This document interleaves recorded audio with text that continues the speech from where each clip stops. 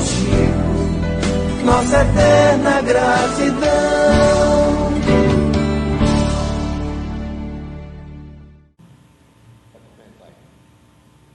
Então, o palestrante da noite é Jimmy Costa. Ele participa dos trabalhos do Centro Maria de Nazaré, que fica no Catolé. E é com muita alegria que a gente recebe mais uma vez nessa casa. Seja bem-vindo.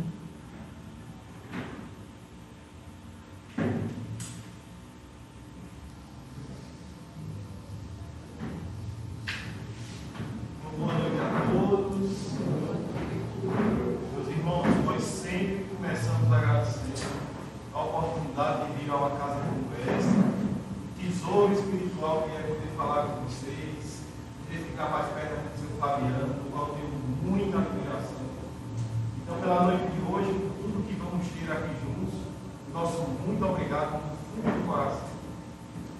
E esse mês, nós estamos trabalhando o tema O Grande Restaurador. Porque como falar sobre o Espiritismo, meus irmãos, sem falar sobre nosso Senhor e Salvador? Como falar sobre essa doutrina bendita, sem lembrarmos de Jesus? A criatura mais evoluída que já esteve nesse planeta, aquele que nos apresentou o amor mais puro, aquele que veio nos ensinar a grandeza de se servir ao Pai.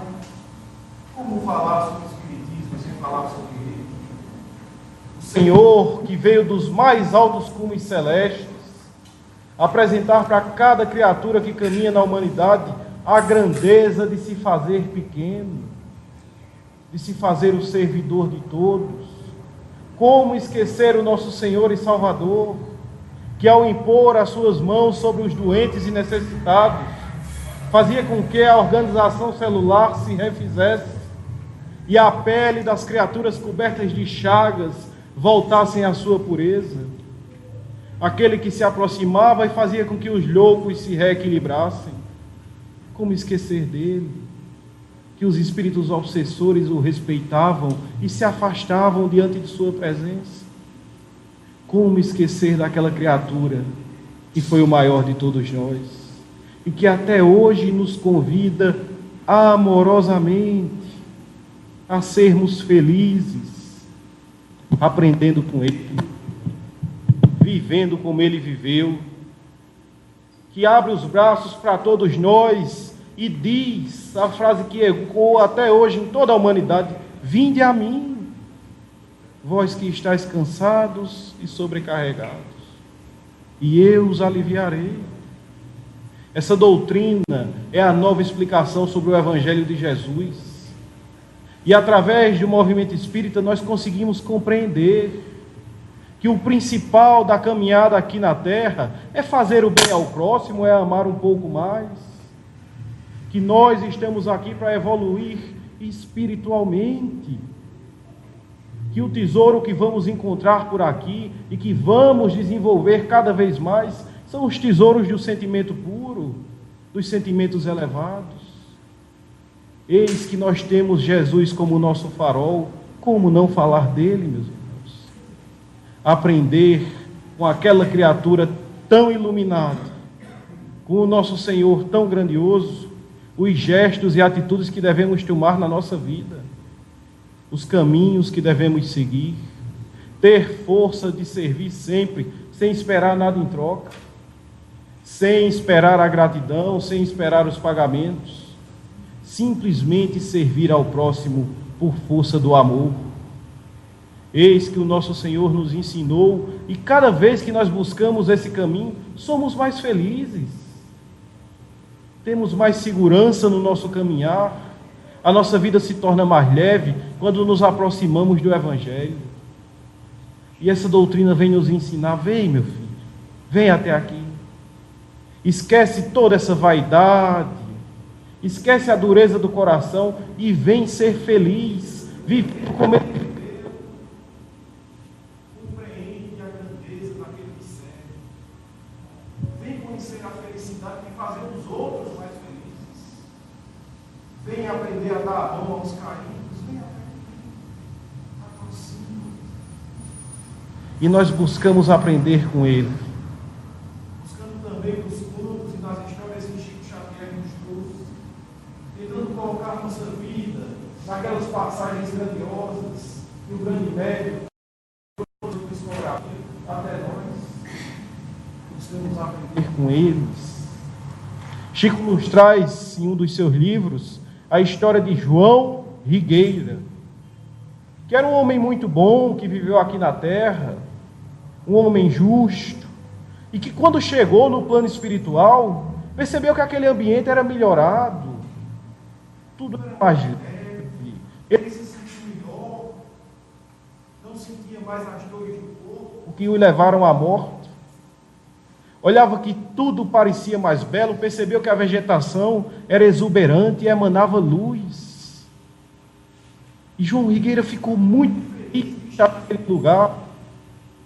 não demorou muito, ele estava diante de uma criatura ao qual, ao vê-la, ele sentiu uma profunda empatia. Parecia já amar aquela criatura, parecia conhecê-la há muito tempo.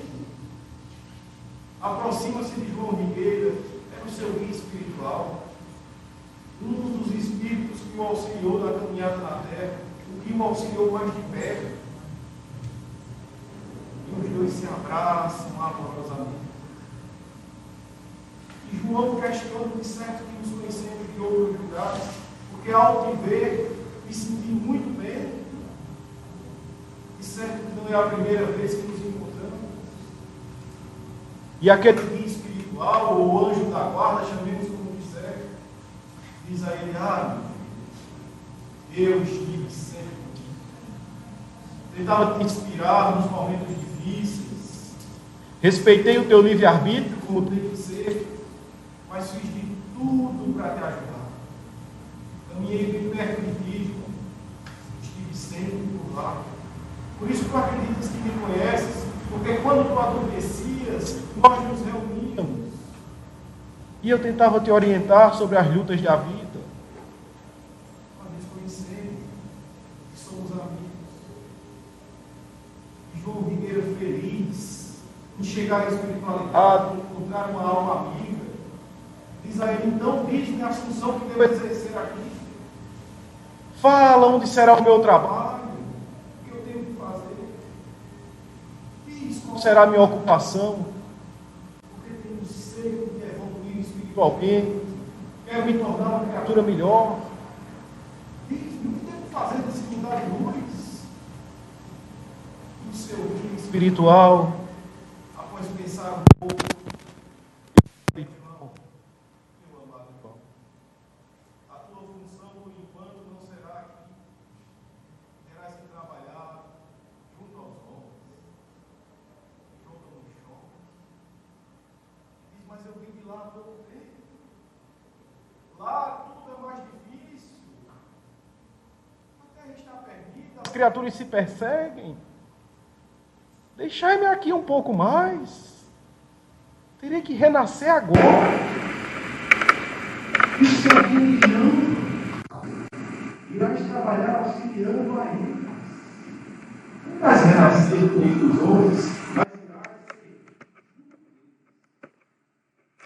existe um grupo de oração, que é uma semente plantada, e que futuramente será um centro espírita, que irá acolher inúmeras almas em sofrimento, que irás orientá-lo. É o teu trabalho, cara. Essa será a tua evolução. Assim irás restaurar a tua alma. Aí João se vê um tanto quanto capacitado para aquele trabalho. Diz: mas eu não tenho condição de fazer tudo isso. Deixa-me aqui E aprendendo contigo. Manda outro. Eu não Posso orientar a criatura. essa tua questão. Eu não estou aprendendo.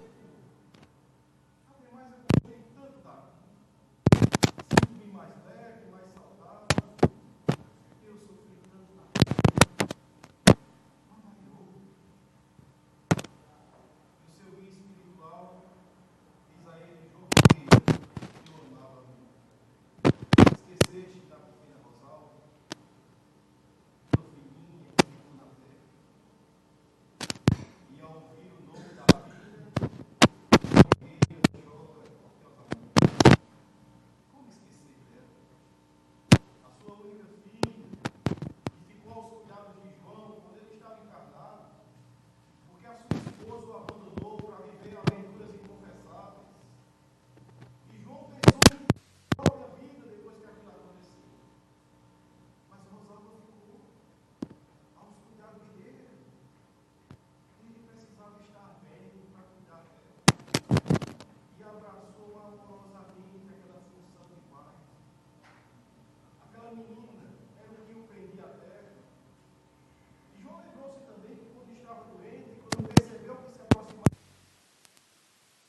entregou a pequena Rosa ao amigo de Leve para que ele a levasse até o orfanato. Como esquecer de sua filhinha amada, não havia como. Então, lembrando-se da sua pequena, depois de seu dia dizer que, além de auxiliar aquele grupo de estudos, João poderia também acompanhar a sua vida de perto, protegê-la, inspirá-la e aceita. E disse: então, eu irei até lá e trabalharei em nome de Jesus, servirei a esse grupo e protegerei minha filha. Eu irei. João Figueira veio para a sua missão, trabalhar no meio dos homens, na casa de um conhecido advogado, e formou um grupo de estudos espíritas no seu lar. Ele, a esposa e mais 3 amigas começaram naquele grupo, que era essa semente bendita, que iria florescer em uma casa de luz. Logo nos primeiros estudos, João Figueira, em espírito, utiliza da mediunidade de uma delas para passar uma mensagem para aquele grupo e diz a eles: eu estarei sempre para aqui. Me chamo João, acompanharei vocês de perto, que Deus me ajude e tentarei auxiliá-los a todos. Tentarei fazer com que essa semente floresça. Eu estou aqui quando preciso. E assim João fez. Ocupou seu tempo em auxiliar aquele grupo, em ajudar aquele trabalho, em inspirar aquelas pessoas, auxiliando-os no estudo espírita e auxiliando-os também no dia a dia, na sua casa. Uma daquelas pessoas que lá trabalhavam teve filhos gêmeos e João acompanhava de perto, aplicando espaços, inspirando cada vez mais aqueles trabalhadores. Nas horas em que tinha como vaga, João ia até sua filhinha Rosalva, visitá-la naquele orfanato, observá-la a uma certa distância. Ele tentava inspirar as trabalhadoras daquele lugar para terem mais cuidado com sua filha, para abraçá-la amorosamente. Afinal de contas, a mãe não se sabia o paradeiro e ela era órfã de pai. João desejava abraçá-la com todas as forças. Tentava fazer com que as criaturas que lá trabalhavam tivessem uma atitude mais carinhosa com ela. Mas era tudo muito difícil. Porque a menina era uma a mais no meio de uma grande quantidade de crianças. Parecia ser só mais um mundo. João chorava, observando a sua pequena, perceber que os pais dela não estavam mais por perto. E entre o auxílio daquele grupo de estudo e o auxílio da sua filhinha, os anos iam se passando. João buscava cada vez mais estar presente. As pessoas que formaram aquele grupo, que estavam lá, tentando construir o que seria aquele centro espírita, as criaturas que se entregaram naquele projeto tinham o auxílio de perto de João Rigueira. Ele estava lá, tentando fazer com que elas tivessem saúde, discernimento, tentando aliviar os conflitos que eles tinham no lar, ajudando incondicionalmente. Aquelas pessoas começaram a ter um apego, um apreço enorme a João Rigueira. E o chamavam aquele espírito amigo de irmão João.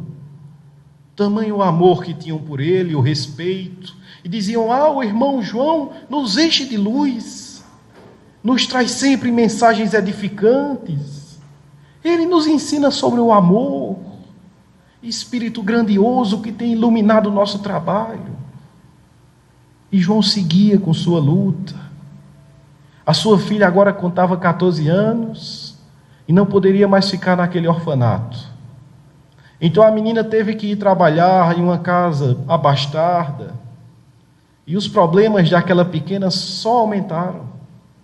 Porque se no orfanato ela sofria com a falta de carinho e atenção, ao chegar naquela casa, o primogênito daquela família, que recebeu aquela menina para os trabalhos domésticos, a espreitava como uma fera lasciva, que buscava a vítima. E João Rigueira preocupava-se demais. A sua filhinha exposta a todo aquele risco, ainda tão nova, sem saber se defender. Ele tentava inspirar as demais criaturas que moravam naquela casa, os pais, o próprio agressor. Lutava com todas as forças para que sua filha não caísse em grande queda moral, para que não fosse seduzida por aquele que não tinha interesses grandiosos ou honrados para com ela. Era muito difícil.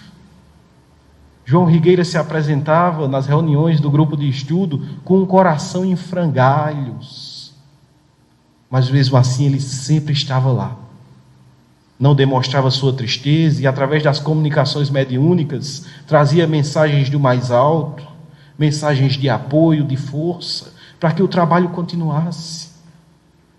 E os anos foram se passando e os problemas com sua filha foram só aumentando cada vez mais. As perseguições se tornaram piores. O agressor tornou-se ainda mais ousado, ainda mais lascivo, tentando cada vez mais conseguir o seu intento. E João Rigueira viu uma única saída, através da inspiração, através da comunicação com sua filha encarnada. Ele diz a ela: é o momento de sair daqui, é o momento de buscar outro lugar para trabalhar. Você não pode mais ficar nesse lugar, com tudo o que está acontecendo. E a sua filha, acreditando que aqueles pensamentos emanavam de sua própria mente, sai daquela casa quase que teleguiada pelo pai em espírito. E João Rigueira vai levando-a até a casa daquele advogado que formou o grupo de estudos, que tanto o amava, que o chamavam de irmão João. Leva a menina até lá. E acreditando que escolheu uma casa a esmo, aquela menina toca a campainha do lar que acontecia o estudo. Os 5 estavam reunidos, faltava pouco tempo para começar. João Rigueira enche o coração de esperança. Certamente aquelas criaturas iam receber sua filha. Eles eram espíritas. Liam e falavam sobre o amor, sobre a caridade. Certamente que ali seria o porto seguro. Então 3 daqueles estudantes trabalhadores vieram até a porta. A filha de João Rigueira estava lá. E mais uma vez, João vai intuí-la, e ela diz: auxiliai-me, ajuda-me pela caridade, dai-me uma chance de trabalhar aqui. Eu busco trabalho honesto, deixai-me tentar ao menos, dai-me alguns dias e mostrarei o meu valor. Mas aquele advogado, proprietário daquela casa, de forma ríspida, afinal de contas faltava muito pouco tempo para o horário do estudo, para servir a Jesus. Ele diz: eu não estou precisando de ninguém, não preciso de ninguém agora. E a sua senhora diz: ouvi dizer que na esquina ali estão precisando de uma cozinheira, vai até lá. E uma terceira mulher, mais caridosa, tira da bolsa 20 cruzeiros e dá àquela menina. A filha de João Rigueira chora, eles lhe batem à porta, mas ela ainda escuta os comentários. Porque a primeira diz: Deus nos livre de moça que se oferece. Enquanto a outra fala: certamente é uma perdida, andando aqui pela rua, bem na hora do nosso estudo. Eles sentam-se lá para estudar, abrem o livro e caem na parte da caridade, do amor ao próximo, e eles falam com desenvoltura sobre o amor. O quanto é importante auxiliar os necessitados, compreender a dor do próximo. Fazem suas orações e se concentram para receber o irmão João, que tanto os ensinou sobre a grandeza do amor. E não demorou muito para que João Rigueira, através de uma daquelas médiuns, começasse a falar com eles. Mas naquele dia João estava diferente. Poucas palavras, parecia demonstrar uma grande amargura no coração. E aquele advogado disse a ele: irmão João, tu pareces triste. Tu sempre vem aqui para nos elevar, para nos trazer mensagens grandiosas. Tu, irmão João, fraquejando. E João Rigueira respira fundo, lembra-se de Jesus, lembra-se do seu guia espiritual e diz àquele grupo de estudo: nada demais, meus irmãos, nada demais. Sigamos trabalhando com Jesus.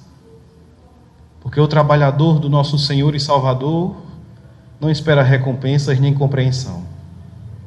O projeto de Jesus de Nazaré é nos entregarmos ao serviço no bem. E se as criaturas eventualmente não compreenderem, não nos trouxerem homenagens, agradecimentos, que assim seja, que sigamos em frente, porque o projeto do amor não espera recompensa de forma alguma. Trabalhar para Jesus é também saber perdoar. Seja qual foi o crime cometido contra nós, seja qual for a ofensa que nos atingiu. E a fórmula não é nossa, a fórmula é de Jesus. Seja qual foi a ofensa que nos atingiu, o Senhor nos convida ao perdão. Para que a gente vire anjinho de luz, muito bonzinho, não, para que a gente seja feliz. Porque ninguém suporta carregar rancor, fere a nossa natureza nos vingar. Porque o agressor é um louco. E o Senhor nos chama: vem ser feliz. Nos convida a uma restauração bendita, em que nós seremos os privilegiados, em que nós receberemos o grande presente. Por mais que pareça dolorido mudar, vamos ser os principais favorecidos com essa mudança. Perdoar sempre, ajudar sem esperar nada em troca, seguir ajudando aqueles que a maioria das vezes a gente acha que não merece. Ah, mas essa criatura ninguém aguenta ela. Aquele familiar liga, a gente, pelo amor de Deus, já brigou com todo mundo, a gente nem atende. O compromisso é com aquele, o mais difícil. O projeto de Jesus é levar amor a todos, levar essa grandeza espiritual de saber compreender o momento de cada um. Alguns despertam primeiro, outros despertam depois, são todos nossos irmãos. Temos compromisso com o amor, meus irmãos. Viemos aqui à Terra fazer a diferença, modificar esse mundo. Não é uma passagem de férias, não. Nós viemos mudar a humanidade, temos esse poder, mudando o próprio coração. E o nosso lar vai mudar, e os nossos filhos vão mudar, e nessa bendita equação, o mundo inteiro evolui. Nós participamos desse mecanismo, mas é preciso querer se restaurar, querer ir até Ele. E faz parte de tudo isso ajudar muito, sem esperar reconhecimento. Porque é relatado que o apóstolo Pedro, há 21 dias, estava no meio do povo, entregando mantos, túnicas, ungüentos, moedas, distribuindo ao povo o que eles necessitavam, lavando feridas, acalmando os loucos, por 21 dias seguidos. E durante o trabalho de Pedro, as pessoas o chamavam de ladrão. Quando as túnicas acabavam, o acusavam de ter levado metade para casa.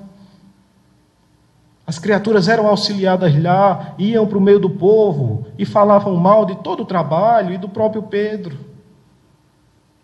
Ninguém agradecia.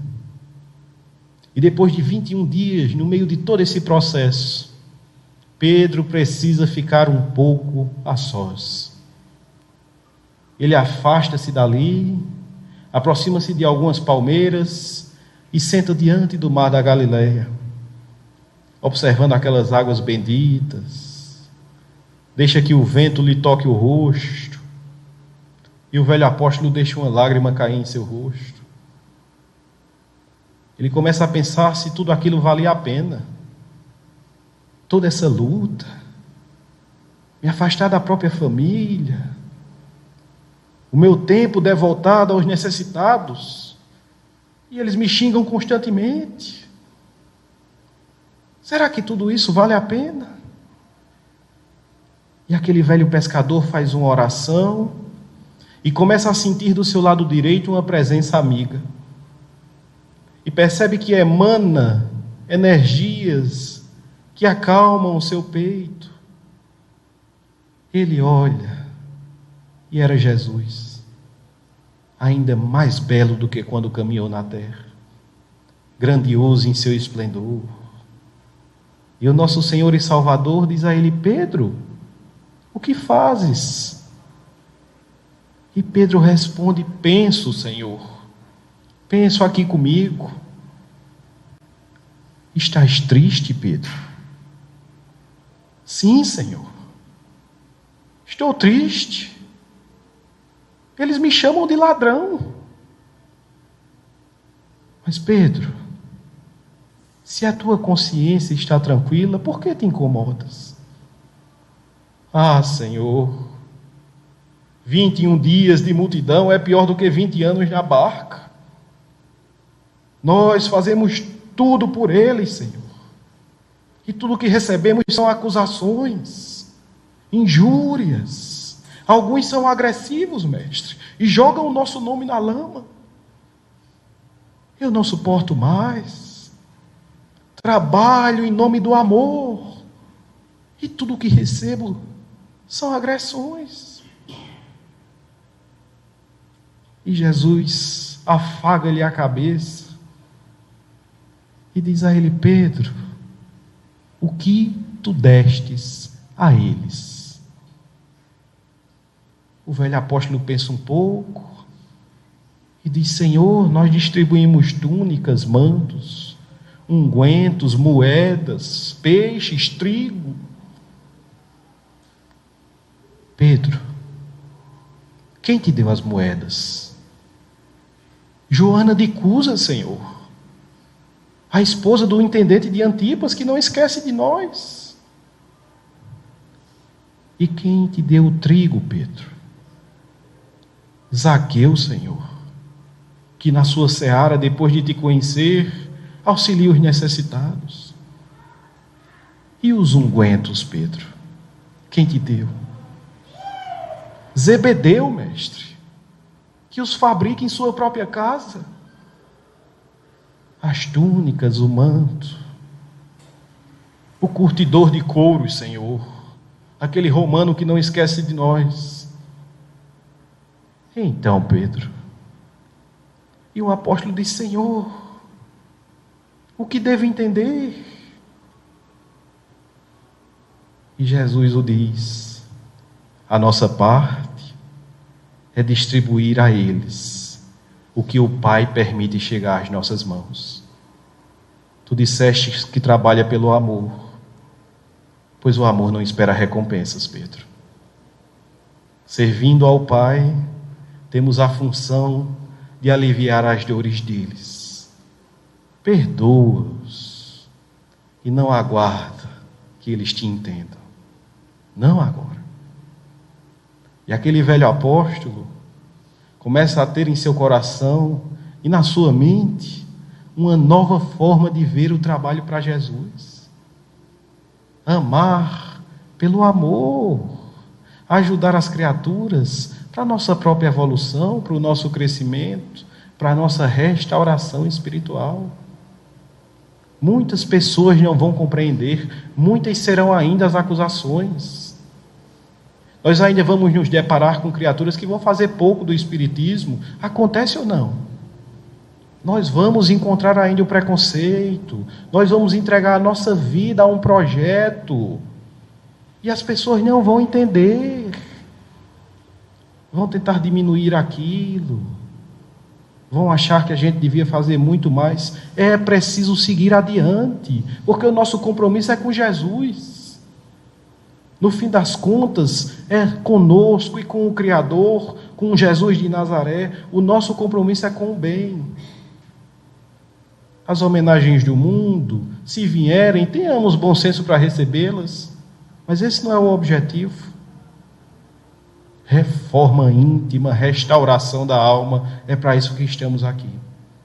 Toda vez que colocamos nossa mente e nossas forças para auxiliar o próximo, nos aproximamos do nosso Senhor.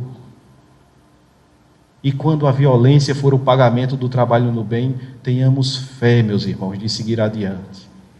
Tenhamos força para continuar.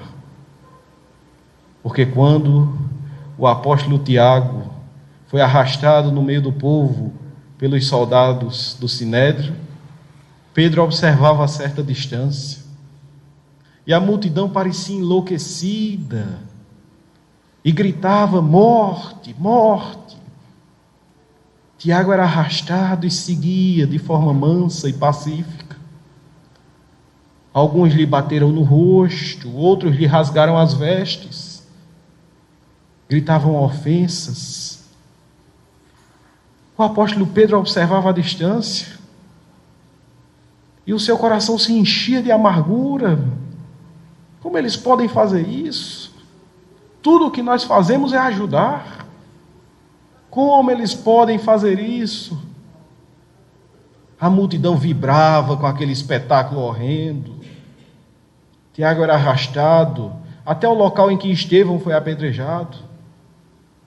E as criaturas gritavam: morte, morte. O carrasco faz aquele apóstolo perecer pela espada. E o povo apedreja seus restos mortais. E Pedro, a certa distância, chora copiosamente. Como isso pode acontecer? Como pode ser tudo isso? Cresce no coração do velho apóstolo a ideia de vingança. Afinal de contas, Tiago era justo e leal. Pedro não suporta ver tudo aquilo, não consegue perdoá-los, vai para a sua humilde casa. E o anoitecer vem chegando, parecendo acalmar aquele velho apóstolo. Ele vai para aquela janela rústica, olha para o céu, vê a imensidão das estrelas e começa a orar. Pensa consigo mesmo o que Jesus faria se estivesse aqui conosco ainda. Qual seria a reação dele diante de tanta injustiça?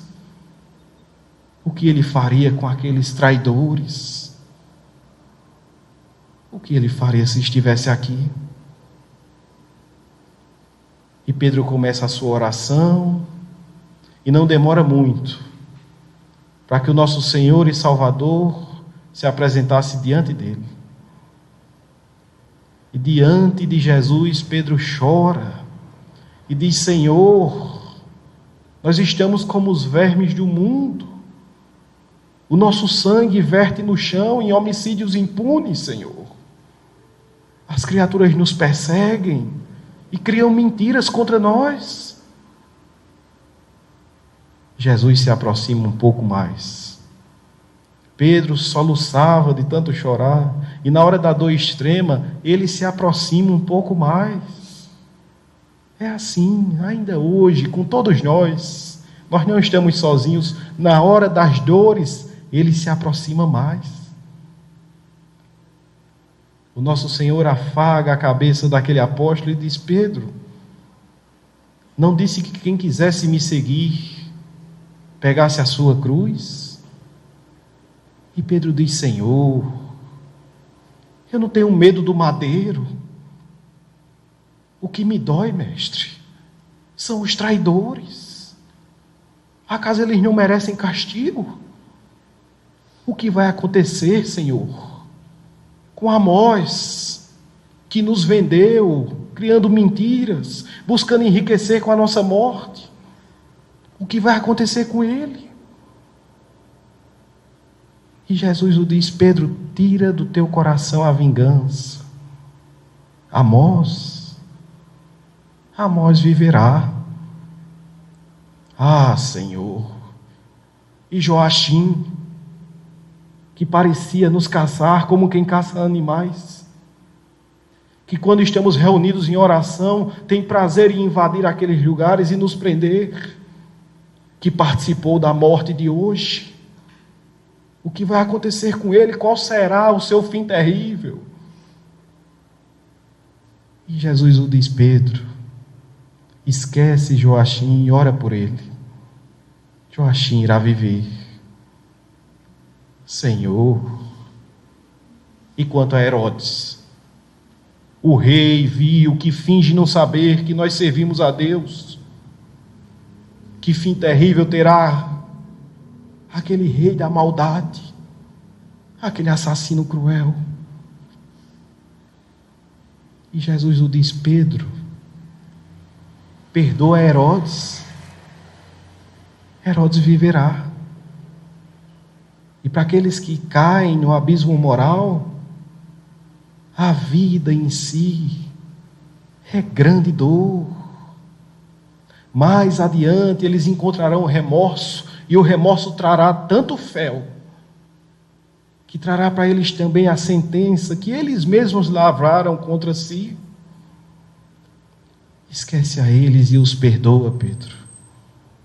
Aqueles que feriram pela espada serão feridos.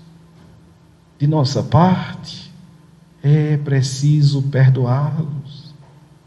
Eles viverão. É preciso aprender a amar. E os ensinamentos vêm dos mais altos céus, nos mostrando que, independente da ofensa ou da agressão, é preciso perdoar, buscar as forças no fundo do coração e ter a compreensão de que tudo que nos atinge tem uma causa de ser. Que essa caminhada na terra é também uma escola, e que aquele que aparentemente nos fez um mal terrível, talvez tenha sido um desses professores da vida. E se foi um agressor gratuito, ele estava doente. Todo aquele que age com perversidade não tem equilíbrio mental. Perdoemos.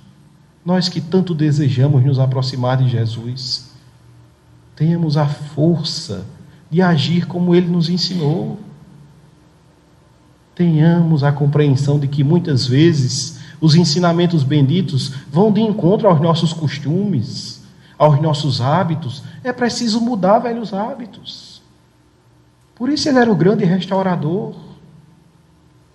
Quando eles arrastaram aquela mulher e gritavam, acusando-a de adultério, e jogaram-a ao chão, muitos já com pedras na mão, com o olhar aselvajado, querendo executar a sentença de morte. Foi muito estranho para todo aquele povo, porque Jesus não a condena, nem tampouco aprova sua atitude, mas chama aquelas criaturas ao bom senso, porque muitos daqueles que carregavam pedras na mão cometiam o mesmo crime. E onde estaria o adúltero, que não estava lá com ela para ser apedrejado? Ninguém adultera só. O Mestre convida toda a humanidade a rever velhos conceitos, e depois daquele momento de tensão social, os próprios apóstolos o questionaram sobre a atitude. As pessoas ainda conversavam sobre tudo aquilo, o dia se passou de forma tumultuada. Mas quando chegou a noite, aquela mulher que foi salva por Jesus decidiu ir até ele. Aproximando-se de onde estava o mestre, acreditando que teria dificuldades para falar com o rabi. Afinal de contas, as autoridades do mundo não recebiam a todas as pessoas. Ela achou muito estranho, porque para falar com Jesus, bastava ter vontade. Ainda hoje é assim. Para falar com o maior de todos, basta que nós tenhamos vontade real, e Ele vai nos ouvir e nos orientar. Então ela chega diante do mestre e diz: perdoai-me, tirar tua paz. E Jesus a envolve com uma ternura imensa. E diz a ela: a paz é um atributo dos corações que cumprem o seu dever. Fala-me, eu quero te ouvir. E ela começa a contar a sua história. E diz: eu caí em grande abismo moral. Eu estive com um lobo sedutor ao redor do meu lar por muito tempo. E o meu marido, após as novidades conjugais, me abandonou e voltou às festividades noturnas. E eu tinha sede de afeto, tinha sede do amor verdadeiro, mas chafurdei na lama do pecado. Depois, a grande tragédia. Agora eu não tenho para onde ir. As pessoas não me aceitam mais em lugar nenhum. Eu vim te pedir o norte. Diz-me o que fazer. E Jesus, diante daquela mulher, diz a ela: minha filha, toda criatura que levanta-se após a queda recebe o auxílio do mais alto. Confia no nosso Pai, acredita no futuro, utiliza-te do teu arrependimento para testemunhar a tua própria mudança moral. Vai buscar auxiliar aos necessitados, vai buscar funções que elevem as criaturas que estão no chão, vai ajudar o próximo. E aquela mulher diz: mas eu não tenho para onde ir. Deixai-me então eu te seguir, eu ficar contigo. Deixai-me estar do teu lado. E o nosso Senhor e Salvador diz a ela: eu estarei sempre contigo, iluminando os caminhos aonde tu estiveres. Eu estarei sempre por perto. E ela insiste: mas eu não tenho onde ficar. Ninguém me aceita. E Jesus a responde: os pássaros dos céus têm seus ninhos, as feras têm os seus covis. O Filho do Homem não tem aonde encostar a cabeça. Caminha na direção do infinito sob a abóbada de estrelas.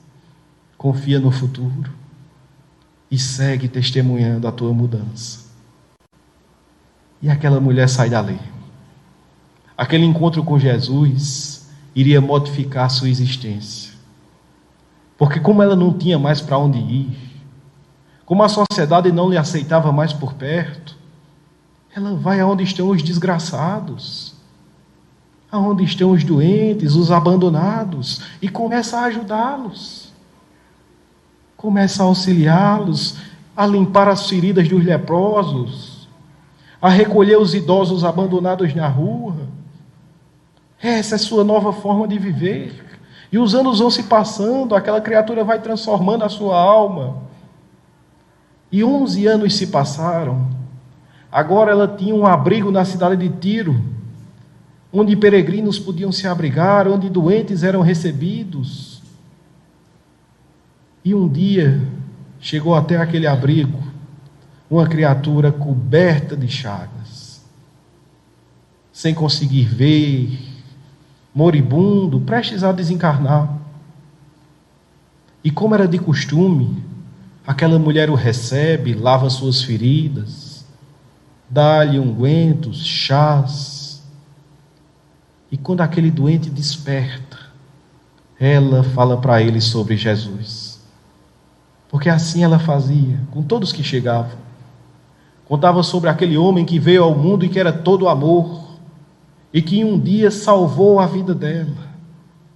Ela fala para aquele doente sobre a grandeza do Senhor, que era o enviado de Deus.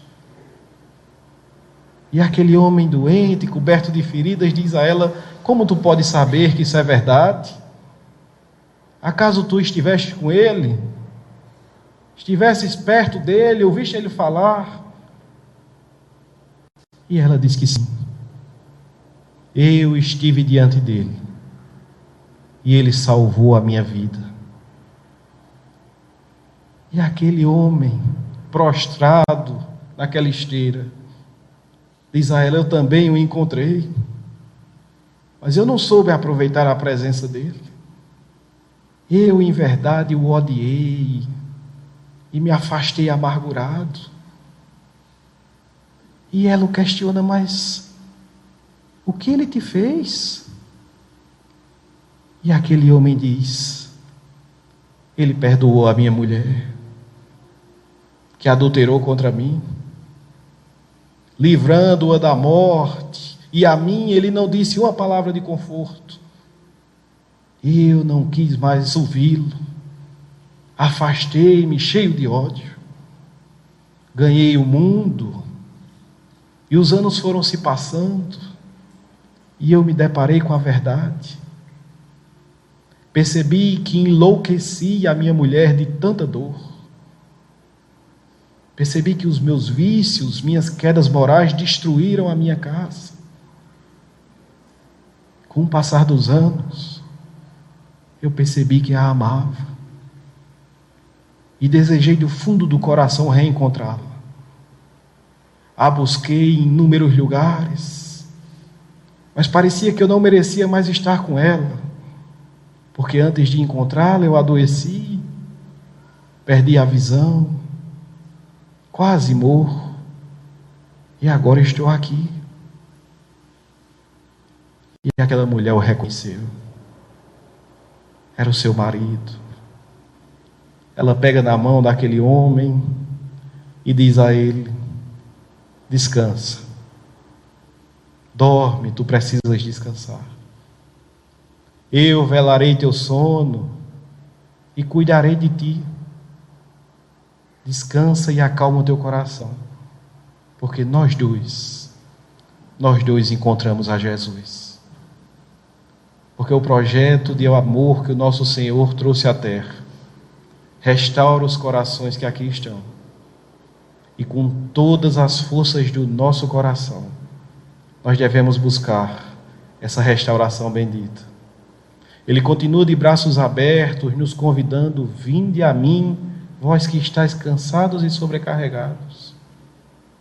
É preciso ter vontade de ir até Ele, modificar a própria alma, modificar os velhos costumes, colocar o perdão e o amor à frente dos nossos passos, saber que as missões que chegaram às nossas mãos só chegaram porque nós temos plenas condições de executá-las e seguir adiante com o projeto. Testemunhar Jesus todos os dias com os nossos gestos, sermos felizes, meus irmãos, aprendendo a amar, viver a felicidade plena daqueles que caminham tal qual Jesus caminhou na terra. Tenhamos força de seguir adiante, tenhamos força de nos restaurar, tenhamos força de viver o amor.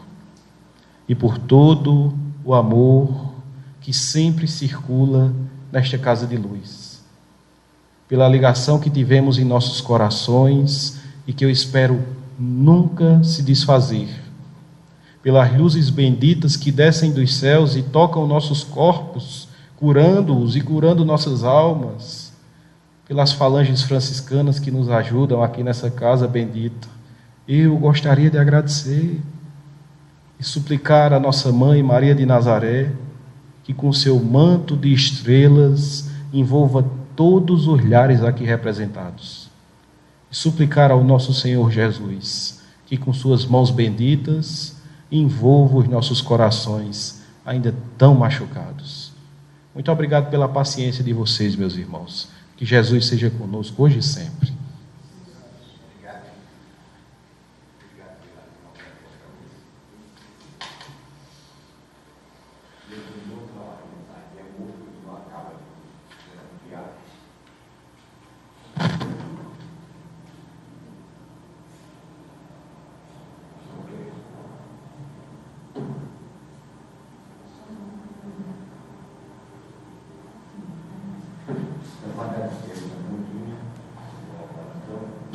Falar como Jesus está ganhando inteiro, que é o manancial que Deus deixou maior, nossa contribuição do amor do Jesus Cristo, nós temos por tudo.